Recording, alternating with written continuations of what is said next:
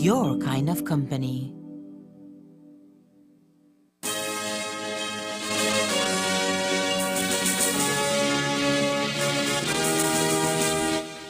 Tonight on CTV3 News, Day 1 of 3 days program, the budget debate gets underway in Palmar. Leader of the opposition outlines the shortfalls of what he describes as a bloated budget. Retired public officers protest outside the National Assembly building. Compole Williams meets with Trial Farm residents. Crime and violence is the main topic of discussion. And the Belize Credit Union League weighs in on the St. Francis Xavier Credit Union fiasco. These are some of the stories we have for you tonight in our newscast for Wednesday, March 22nd, 2023.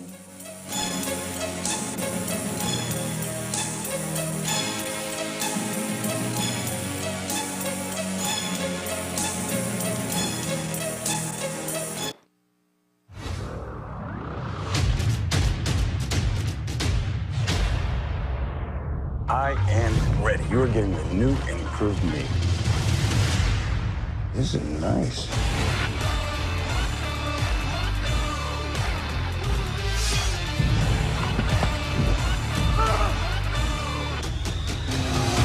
I think what really impressed him was the fact that I didn't turn into a monster. Bring on the heat!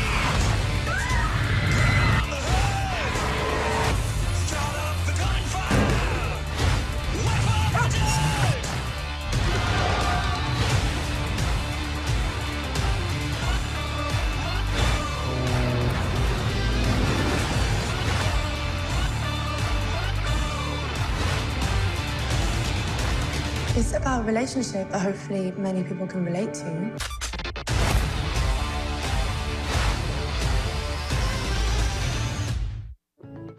now, the hottest match of the evening. Get ready for action!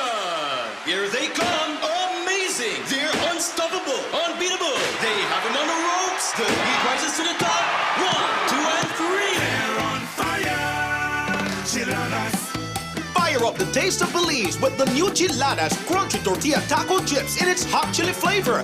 Fiery habanero brings the heat. They're on fire! Chiladas. From Snackers, done right, done here.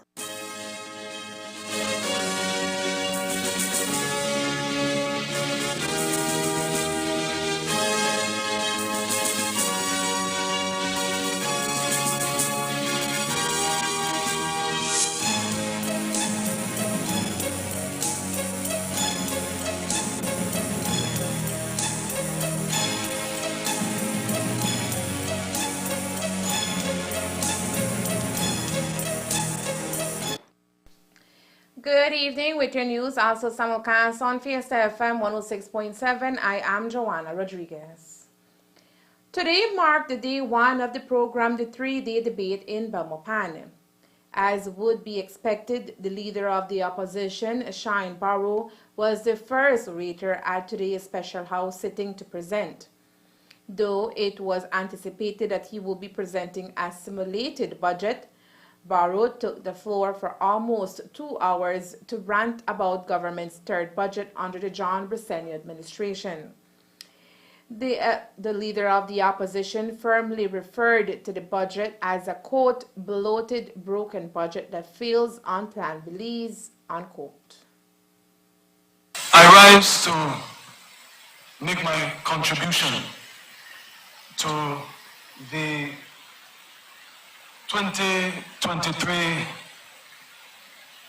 what I call bloated, broken budget, Madam Speaker. A budget that fails in every way, shape, and form. A budget that so grossly fails to deliver on the broken promises of Plan Belize. Madam Speaker, I traveled all throughout this country, Stann Creek West, Pachacan, Toledo, San Pedro, Benque, Sokots, Fort George, Pigstock, San Pedro, Kikaka. Madam Speaker, Belizeans have never been so disappointed with the government. In November 2020, the electorate voted for a change, Madam Speaker, a change for the better. But today, it is clear for all to see, including Blind Eye Johnny, that they got worse, Madam Speaker. The worst government ever. Madam Speaker, the frustrations across this nation, the length and breadth is palpable. From the rural areas that have not gotten their electricity and connectivity, down in Toledo, to the north and west where agro-productive sector is suffering from the crippling effects of the highest fuel prices ever. For the first time, parliamentarian, the Briseni administration has grown the economy at an anemic pace after 2 years of being in office. Contained in this budget is nothing to lift us out of the abyss, Madam Speaker. No economic plan.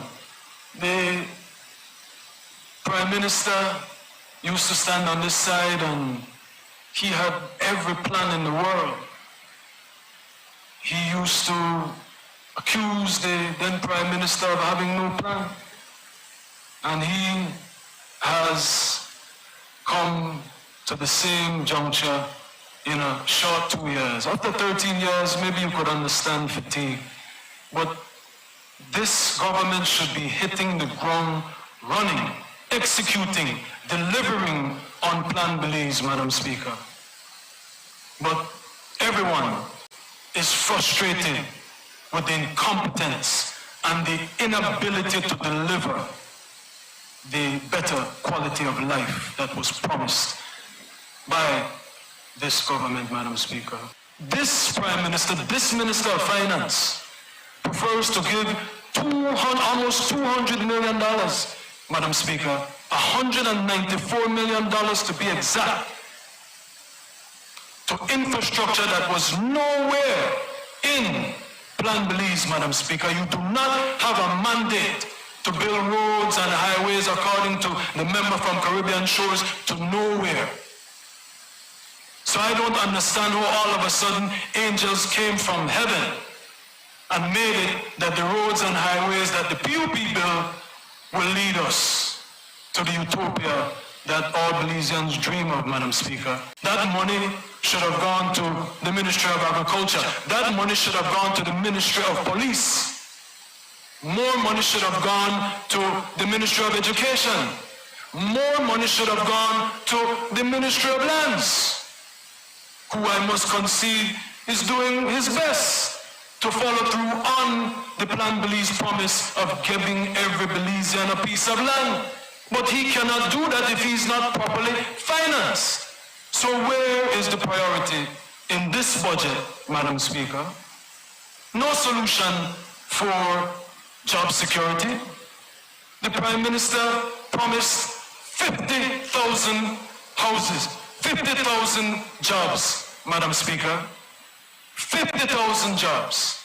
He said that he would create 50,000 jobs, not have us return to the jobs that were already there pre-COVID, Madam Speaker, when our economy crashed and our country ceased. The Briseni administration has been able to achieve an anemic, according to the then leader of the opposition, Honorable Member from Orange Walk Central, an anemic 3% growth. He said 4.5% growth was anemic, that meager, that nothing was the best in the region, Madam Speaker. Yet he comes with this face of brass and tries to bamboozle and hoodwink the Belizean people into thinking that going from a contraction of 13% induced by the global pandemic of COVID-19 to the 16% that landed them at a 3% growth is anything to brag about. That's not what the people elected you for, PM. And while he never got to the shadow budget, Barrow did point fingers at the Ministry of Health and Wellness without proof or facts testifying there existed a malspending practice. The Prime Minister talks about what an astute businessman he is, and that, oh, yes, we have to borrow, and we have to incur debt, but it's what you get. Madam Speaker, this government has had about 300 million designated in its budget for health with nothing to show but protests from the medical professionals, Madam Speaker, because they can't get basic essentials to treat the patients of this country, who are citizens whose taxpayer dollars we, the legislature, spend. The budget estimates for 23-24, Madam Speaker, when it comes to health, is so disappointing. You know, the health system is in such dire need, Madam Speaker. And you go to the 7 million NHI, how could you give 7 million to provide services that don't exist, Madam Speaker? So I have NHI to go to the medical facility so they could tell me I don't have any pharmaceuticals because the pharmaceuticals that they were purchasing were from these overnight medical companies that were selling inferior pharmaceuticals, so they can't even use it. They don't increase the budget overall to get the CAT scan and to get all of the things that they need, but they're increasing in areas that are questionable, Madam Speaker, that won't lead to better health services, Madam Speaker.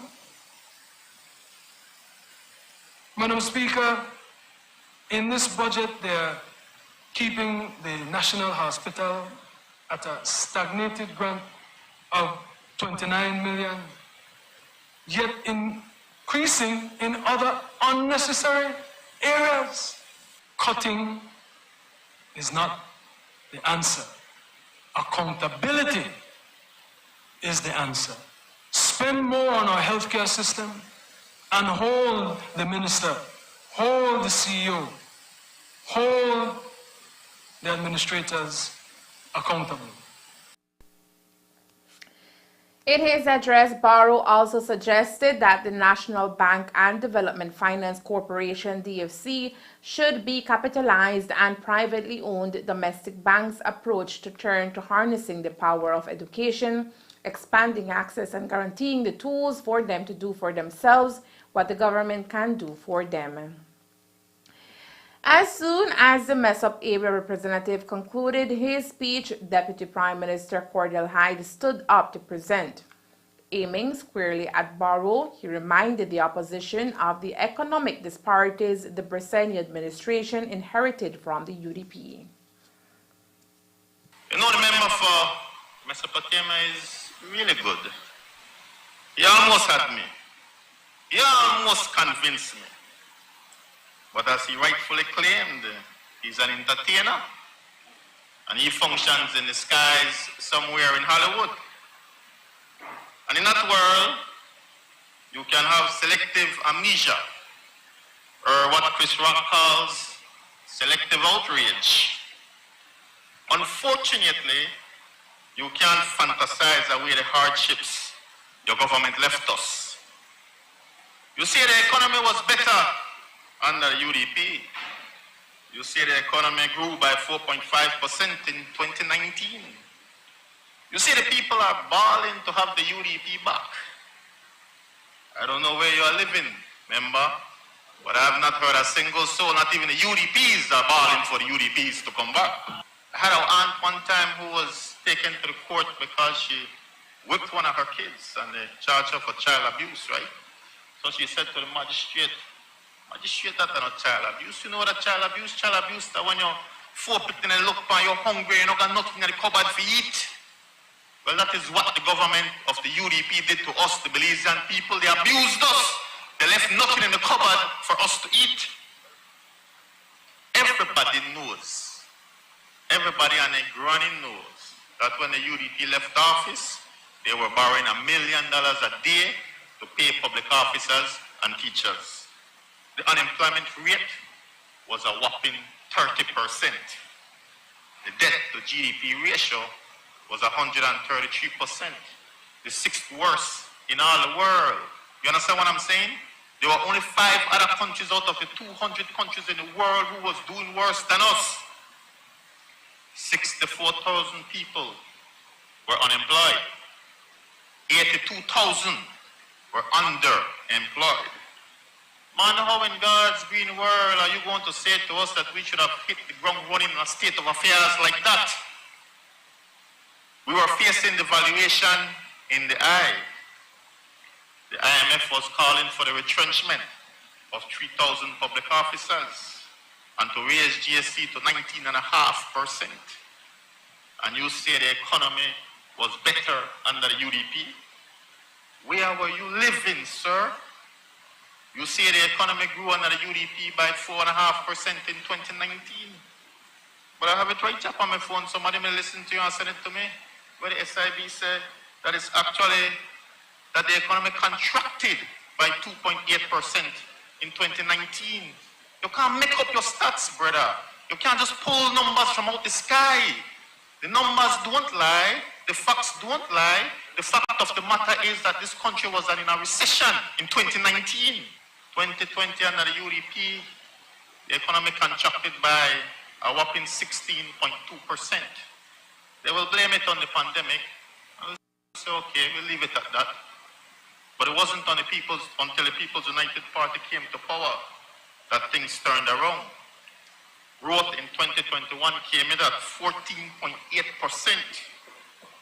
All the while the IMF was saying that it would not come in higher than 3%. And we defied all the expectations, all the odds. It came in at 14.8%. Talk about hitting the ground running. The FDI, foreign direct investment, was actually a combined $750 million, $750 million to be precise.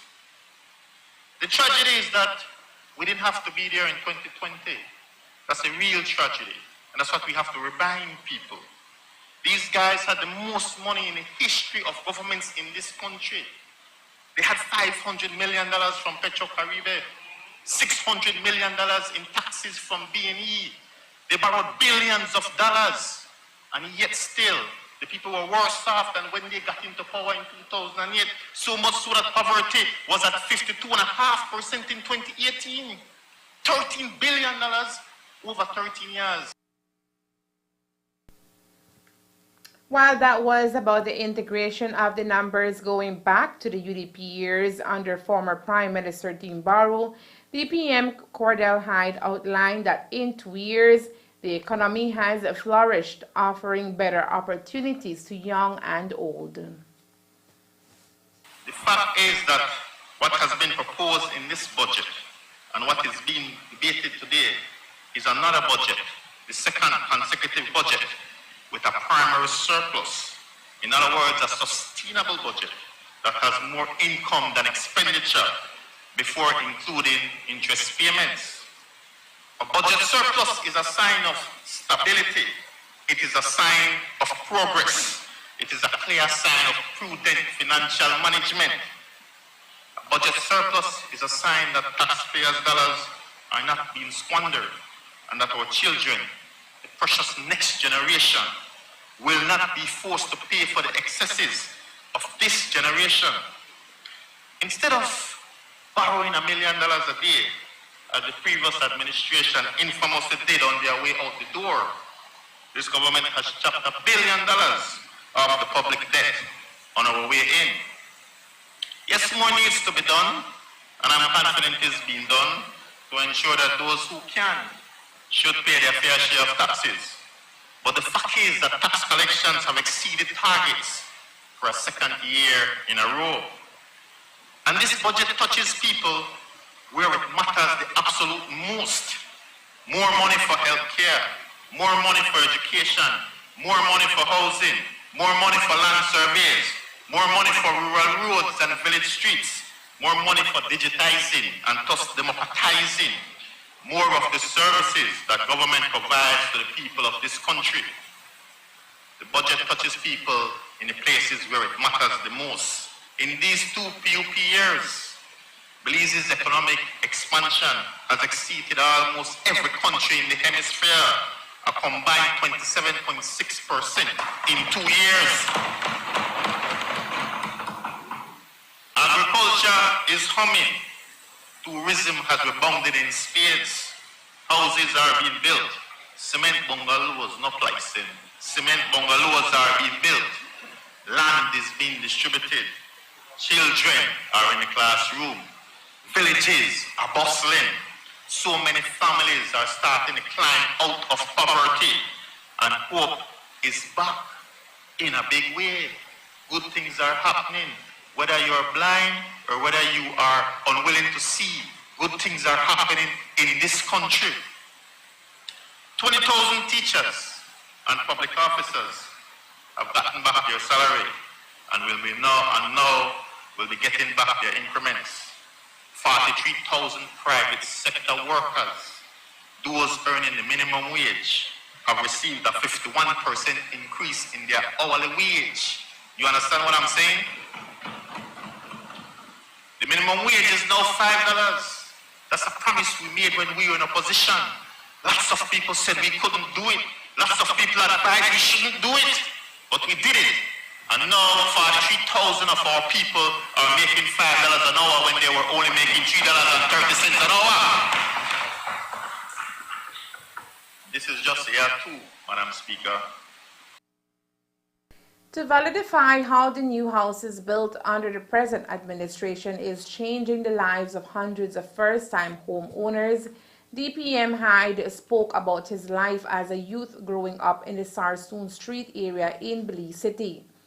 Hyde admits to being ashamed to living in such an environment and refers to education as a tool to combat poverty, saying, quote, "It cost $1,000 to send a child to school, but it cost $5,000 to send that same child to Hatterville. So better we spend that money now." Contrary to what the member from Mesopotamia said, those bungalows houses have been a blessing for hundreds of families, and this budget will bestow that blessing on hundreds more. I've said it before, and I'll say it again.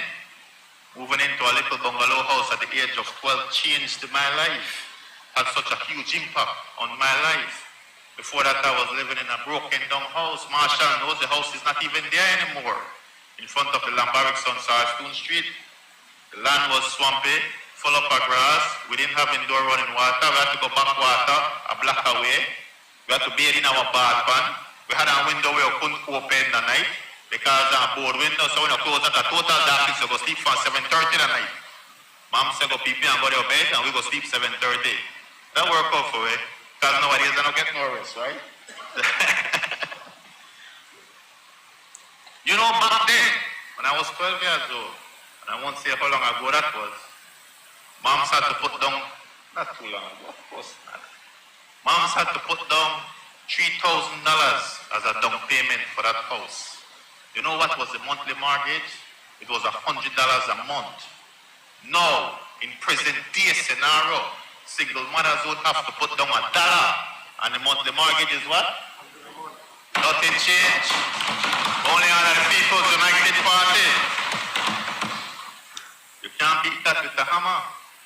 I used to be ashamed of the house where I used to live in. I couldn't tell any girl I lived there. I couldn't. When a girl asked where I lived, I tell her I lived at the Lovell's house. Commissioner of Police Chester Williams, along with other senior members of the police department, were in Orange Walk on Tuesday, where they met with residents of Trawl Farm Village to discuss the very important issue of crime and violence. The need to address this matter came following a string of reported gun-related incidents in the community over the past couple months, including the recent shooting of Bart Allen a few days ago. With the promise of more police presence in the area, Residents also raised various concerns, including drugs being sold near the government school, as well as the sale of liquor without proper control and engaging youths in more positive activities like the youth cadets. Based on concerns raised, Campo Williams says his team will engage in a multi-sectoral approach to ensure that the police works together with the citizenry and the business community to chart a way forward. And Mr. Greenwich has also been tasked to make sure that we do have constant operations using personnel from Belmapan, the SPU and the MIT and the GI3 coming into the Orange Walk town and particularly affected areas to do constant raids. We know who these people are who are behind these shootings, and we know where they live. And like one of the persons in the meeting said, that we need to ensure we put pressure on them, and that is what I want to see happen in the immediate. So while we focus on suppression for now, we must also look at the long-term plan where we work in unison with the Citizen Advisory Committee in trying to see how we can develop a long-term approach, looking at community-based programs and projects that we can get young people involved in.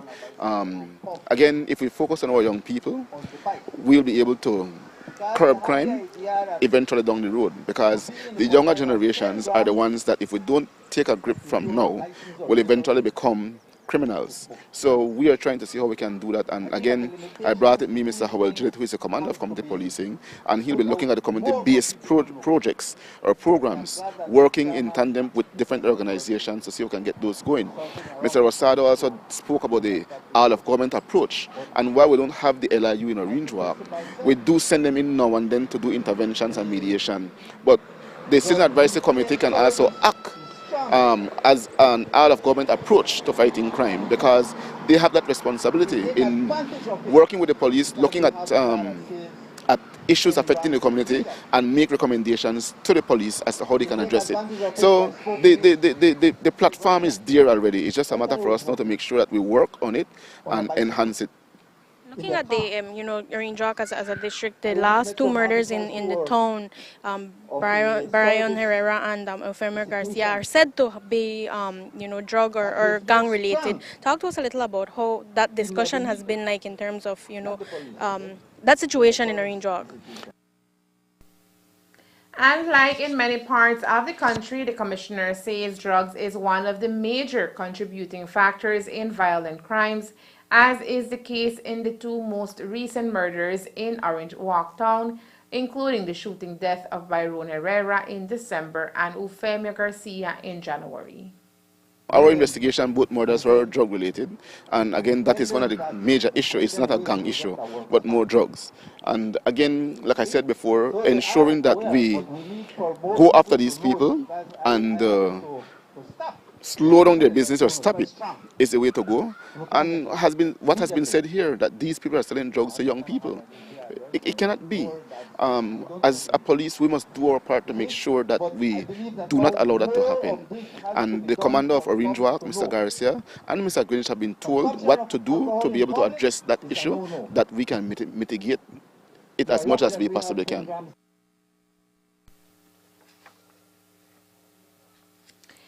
St. Francis Xavier Credit Union has been at the center of controversy for several weeks following the central bank's decision to appoint an administrator to oversee the daily operations of the credit union, following reports of serious discrepancies within the institution.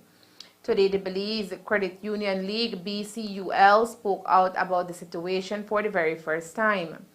In a release addressing the matter, the BCUL says that as the statutory body responsible for the successful development of the credit union movement in Belize, it has noted the situation with the SFXCU, adding, and we quote, on February 21, 2023, the Central Bank of Belize appraised the Belize Credit Union League Limited of its concerns regarding an untenable state of affairs that exists within the St. Francis Xavier Credit Union Limited. The central bank presented BCUL with a report containing accusations of serious transgressions which, if true, neither BCUL nor its member credit unions can condone, end quote. As the central bank seeks to resolve any issue within the credit union, the BCUL says it, quote, will continue to support any efforts it believes is in the best interest of its member credit unions. BCUL and our member credit unions remain committed to helping SFXCU and its members' owners during this administration period, unquote. As we have been reporting, since the appointment of an administrator was announced, the board of directors and the general manager have been sidelined and they have been up in arms over the move taken by the central bank. It is noted that the board has announced a peaceful protest on Friday, March 24th in Corozal. Coming up next, a protest on Independence Hill. Retired officers demand the dismantling of the Public Sector Workers Trust. Stay tuned. Come on!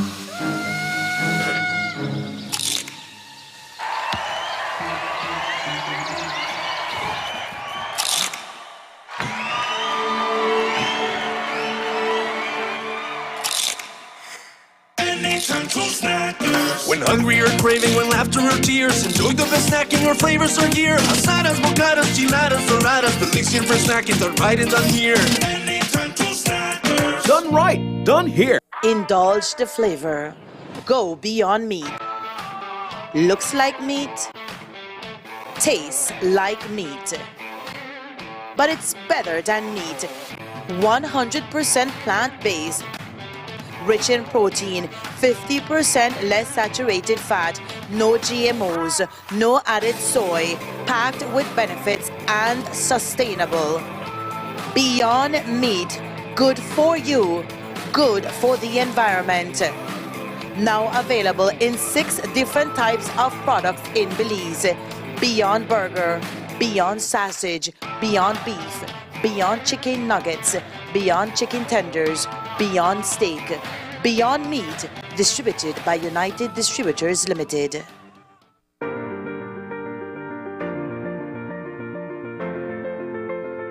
LG dual inverter compressor cools air faster by operating at speeds as high as 120 Hz with more stability compared to conventional models.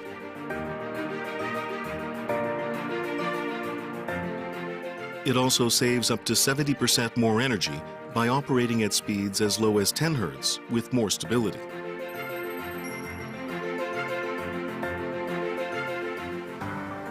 It reduces torque vibration down to 40% for quiet outdoor unit operation. Stable operation with low vibrations also results in increased durability. On this first day of the budget debate, the former Public Service Union PSU President Hubert Enriquez led a demonstration of the Association of Beneficiaries and Retired Public Officers, ABRPO, outside the National Assembly, calling to dismantle the Public Sector Workers Trust, PSWT. Members of the ABRPO, which include public sector workers who saw a wage freeze implemented by the administration of Prime Minister Sir Manuel Esquivel from 1995 to 1997 amid financial difficulty, want their compensation in cash for the losses they suffered.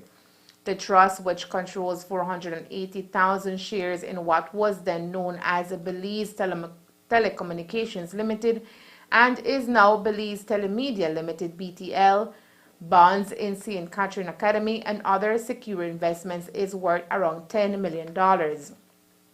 Today, those shares and accumulated interest amount to a significant sum, which the workers hope to access soon. We think there's no need for political action. We've done legal action, there's no need for political action. And in fact, recently, late last year, the Prime Minister did mention that in fact they were going to take action to dissolve the trust. No public officers want the trust to be dissolved, simply because of the fact that we have a trust now, but it is quite, it really is not serving the needs of beneficiaries. And so people prefer that they get cash. Instead of giving projects, they want the monies to be paid to them in cash, as is required by the law. And so we're here today because, one, we want the trust to be dissolved, and we want speedy action. Because the government has said yes, they want to do it, but it's taken too long. I mean, it's the past 3 months and nothing's happened as far as we're concerned. And even so, even whilst this matter is taking place, the trust will still continue to operate as normal. And so we fear that, in fact, if it continues the way it is, by the time the matter is resolved, there will be no funds left in the kitty to be able to pay any level of compensation to most of the deserving public officers who are beneficiaries. While the matter is in court, the settler party in that case is now asking for a different means of settlement because after 27 years, there is enough money available to pay back what was lost. The other demand is that while the trust is being wound up, new trustees selected from among the beneficiaries should be named. Enriquez also called for an accounting of the trust activities and spending and dismissed suggestions that the amount available will be too small a payout for each public officer and that projects such as providing grocery bags to families served affected public officers well. We are saying that, listen, what we want to see happen is that, first of all, there's a decision taken by government to take necessary legal action to do so, but also to name, because it will take a while to have the trust finally dissolved. But what we want to see happen is that the new trustees named, because with the current trustees, they will not do what's necessary to have it properly resolved. And so we want new trustees to be named, who will be persons named by the beneficiaries. Because we are persons who really suffer, we have suffered this loss. And so we want to be involved in overseeing the whole process of the solution. So then, my understanding is that there are around 10,000 remaining beneficiaries. Would it be a case where you should be able to bring all of them together and have the majority have their say? Well, there are several ways in which, that's one method of dissolving the trust, by having all beneficiaries, but there are other ways that it can be done, including having the settler pronounce on the matter, and that's what they've done, and also having the trustees who will be named to dissolve it. It could happen in that way as well, no? There are several ways of dissolving it, not only through beneficiaries, but also trustees as well. It makes a good argument for them that, in fact, if we were to go for cash, it would be a little amount. But the fact of the matter is this, that when this whole matter was set up, right, we have now been able the fund is now at a point where they can afford to pay each and every person what they actually lost, and so that, because what people want really, it doesn't matter what amount is, all they want, what they deserve, that's all that people want. Individually, right? Exactly right. And so there's sufficient funds to give people what they got in cash at a time. I think it's going to be resolved sooner rather than later. I'm very hopeful it's going to be resolved, because it's a matter of common sense, basically. It's only the unions who are holding out. Everybody else is saying, listen, this matter is gone too far. And so I'm hopeful it's going to be resolved very, very shortly. And the unions are holding out. Why do you believe? Well, I think the unions have their own designs on the funds, I believe so. In fact, they've gotten loans, which they've loaned to their members, and they are enjoying it. And so that's really part of the reason why. And so we need to look at those funds, because those funds are outstanding. And all of that will have to be sorted out. It's part of the settlement that we need to look at now. And so that's really the reason I think that there's this fund that they're having access to, and they enjoy having access to this fund. The ABRPO protest comes at a time when the Bressani administration is grappling with budget shortfalls, a high public sector wage and pension bill, and extremely high inflation rates.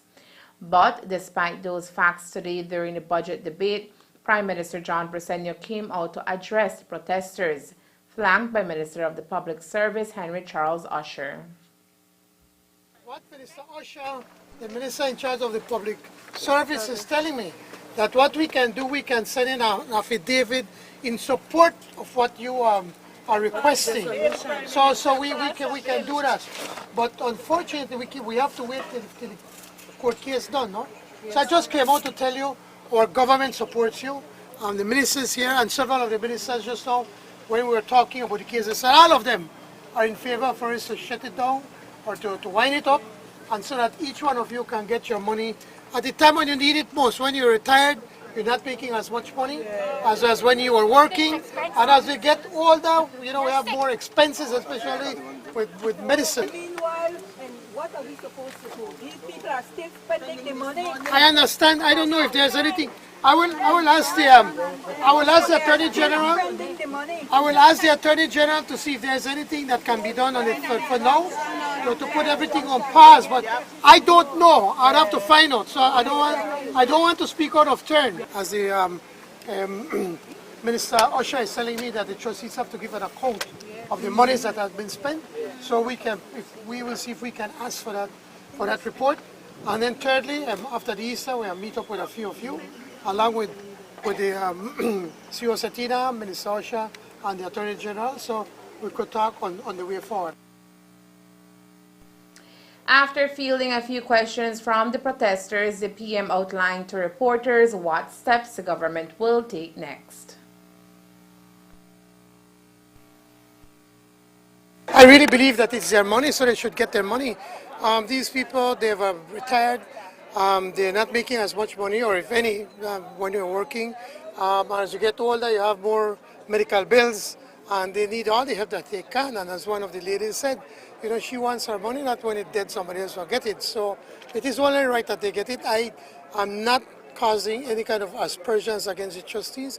I know nothing about what they're doing, but I will sit down and speak with the Attorney General to be able to see what can be done, what kind of reports we can get to get a full accounting of whatever monies that have been spent. So we've agreed that we will ask the Attorney General to be able to send an affidavit in their support in the court case.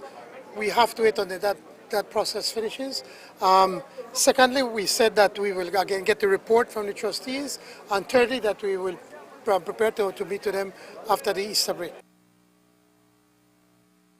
According to Enriquez, if they can't reach terms with government, another protest can be expected.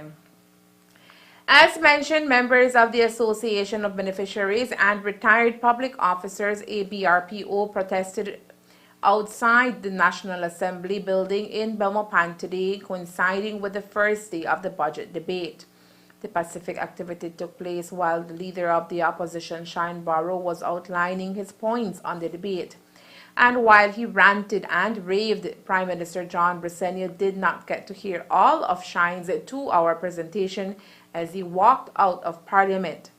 But according to the PM, the move was not intentional, even though, as the PM puts it, Barrow's declaration made no sense. Leader of the opposition is rambling all over the place, and I'm trying to be very, very respectful to the leader of the opposition. It's a position that's in the Constitution, and as such we should respect it.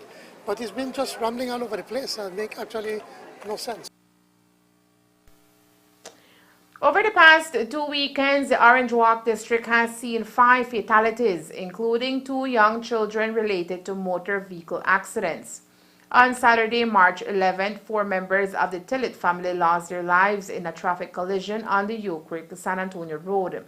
Aldair Tillett, his little sister Janina, his wife Felicia, along with their daughter 4-year-old Alicia, were traveling to San Antonio in their Ford Ranger when an F-150 pickup truck driven by Byron Tillett crashed head-on into them. All 4 died on impact.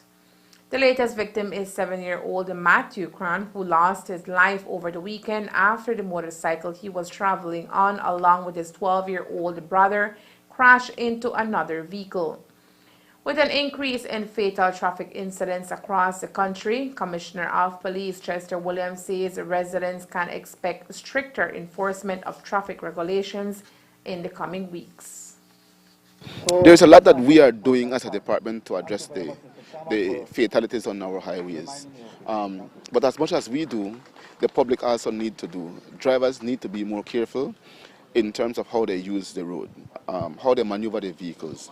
And again, we're seeing that many of the traffic fatalities we're having involves motorcycles.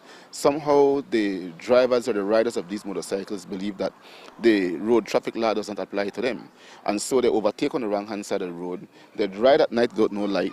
They don't have no horn. they wear no helmets, and so they break every traffic law. It is something that we must do to ensure that we hold them accountable when that happens. And if you were to travel the highway, you'll see that we have increased police presence on the highway because we're now focusing a lot on road policing. Road policing entails where the police do not only focus on traffic violations, but on every crime that may possibly occur on the highway or using the highway as the means to get to where they're going to commit crime. So we look at the transient criminals. So, like I said, we need to ensure that riders are more careful. And even so, again, one of the things we see that motorcycle riders do, they ride sometimes to the middle of the road, right? You don't know a towhead, you don't know a bulldozer, ride on the side of the road. And likewise, when it comes to motor vehicle drivers sometimes don't have any respect or regards for motorcycle riders. We must ensure that motorcycle riders are also paying road tax by way of licensing their vehicles, and they do have a space on the road as well, and we must respect that. So it goes both ways, but at the very least, motorcycle drivers are the ones who are mostly culpable for these traffic fatalities on our highways. As it relates to the latest traffic fatality in the Orange Oahu district, which claimed the life of 7-year-old Matthew Green in the community of Blue Creek, much debate has been had on social media on whether the parents of these young boys can be held accountable for allowing minors to operate motor vehicles, which is contrary to the law. This particular situation, according to the couple, is a complex one which needs to be analyzed from both angles. A parent do have a responsibility to ensure that they take care of their child, and when we do have incidents occurring involving children and children being harmed, it's a matter more for social to look into and try to inquire what may have gone wrong and see what corrective measures may be taken. Sometimes it is difficult for a parent to be punished, knowing that they are already punishing because of what may have happened to the child, and so people tend to be more sympathetic towards them. But I would like to advise parents and even those who may have the tendency of giving motor vehicles to children to drive to desist from doing so, because you do put the child at risk, and we don't want that to happen.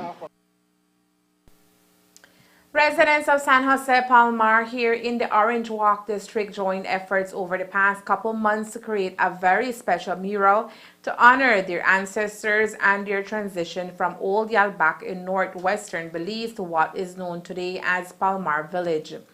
The mural was funded through a grant from the National Institute for Culture and History and spearheaded by longtime educator Carmen Carrillo along with a number of local artists.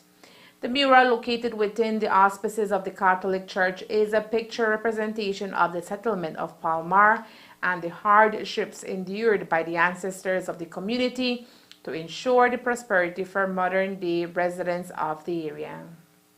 This mural shows we try to capture the sentiment of the people at that time, their feelings, how they were depressed, they were sad, they had to start all over, they had nothing, and this land was not as the lands back there, because back there they could hunt game, they could fish, they left their milpas and everything, and here they had nothing. They didn't know the land, they didn't know where were the hunting spots, if there was any. And so the people were really depressed.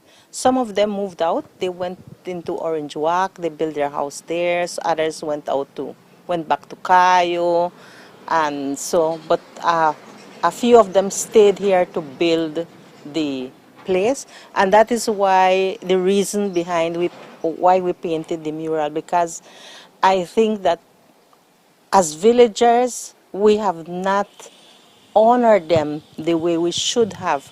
We have not given them the respect, because of them coming here, the new generation right now have land because of them. And so I think that we decided on the mural because I think it is one way of honoring them, by telling their story, by letting the new generation know how the lands came about. So that is why when the niche announced that they were giving grants, I was told that I could apply for a grant from niche to do something in the community that has to do with the art and culture. I decided that this was a good opportunity to do. So I applied and I got it.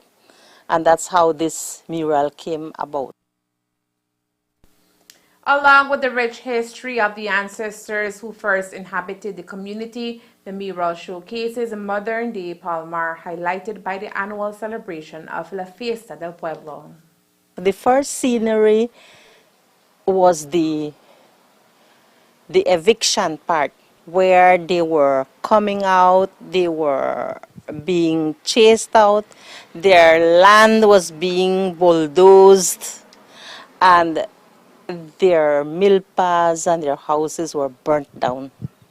And we can see a British man there giving orders, and the people coming out, saving whatever they could save, just whatever they could hold. Many things they left behind, and then the saving of the image of Saint Joseph. They were all Catholics, so to them the image of Saint Joseph was very important, and that is one thing they saved. They put the image in a box and it was transported here to Palmar. And after that, we come into the other scenery where the people are in this new era celebrating the feast, the St. Joseph feast, with the haghead and the haghead dance and the mestizadas and all of that. And then we also have a bunch of professionals from Palmar now. So it ties the past to the present, and so we put the label there, or the theme, huyendo y construyendo bajo la protección de San José, because the people were faithful. They had this strong faith, and because it had a lot to do, because if you think of Palmar Fiesta, what do you think first? Haghead dance. You think of the haghead dance. So that is why we concentrated in showcasing the faith of the people, because that is how it was. For local artist Selena Cal, seeing the involvement of students and other locals in the creation of this very meaningful landmark in her community brings to light the sense of camaraderie rooted deep within the community's building stones. I was pretty impressed, because many times we have tried to do things with the community, and it's like the turnout isn't that good. I don't know, because a lot of not really the real Palmareños live here anymore. Some sold their land, and so we have a lot of different people living here. So I think that's why. But now I guess because it had to do with the church maybe, and people were more, I guess, receptive to it, and it's really, I was really impressed to see that they did come out, and they really made good comments about it and said, oh, we're proud of you, good work. And that's the news. We invite you to join us for another newscast on Thursday, March 23rd here on CTV3 and Fiesta FM 106.7. Remember that to read a text version of the news, you can visit our website at ctv3belizenews.com. You can also log on to our Facebook page for current stories at facebook.com/ctv3belizenews, or our YouTube channel at CTV3 News BZ. Remember to wash your hands and remain safe. From all of us here at CTV3 News, thank you for watching and listening. Good night.